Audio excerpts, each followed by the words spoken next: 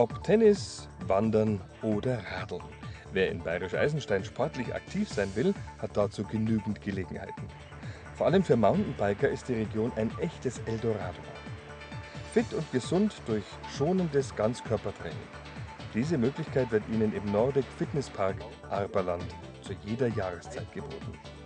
Im höchstgelegenen Nordic Fitness Park Deutschlands finden die Gäste Touren unterschiedlichster Längen und Schwierigkeitsgrade. Vom Walking-Parcours für Kinder bis zum Extrem-Track.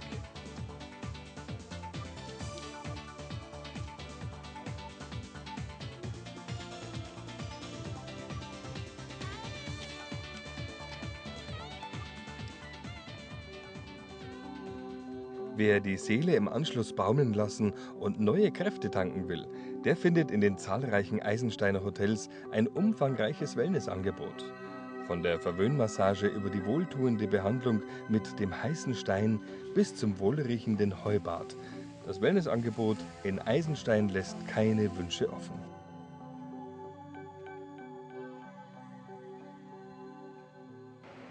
Und weil bekanntlich gutes Essen Leib und Seele zusammenhält, findet der Gast hier ein unglaublich kulinarisches Angebot vor.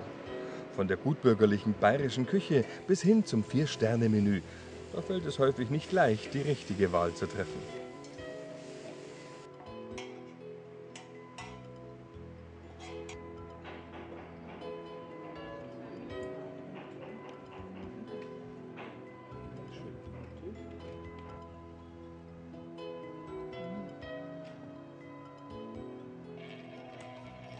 Oder wie wäre es mit einem Besuch im Spielcasino?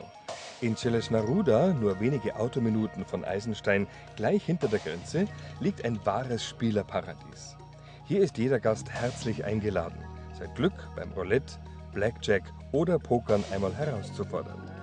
Und wer weiß, vielleicht sind ja schon Sie der Nächste, der den Jackpot knackt. Ein Versuch ist es doch allemal wert, oder?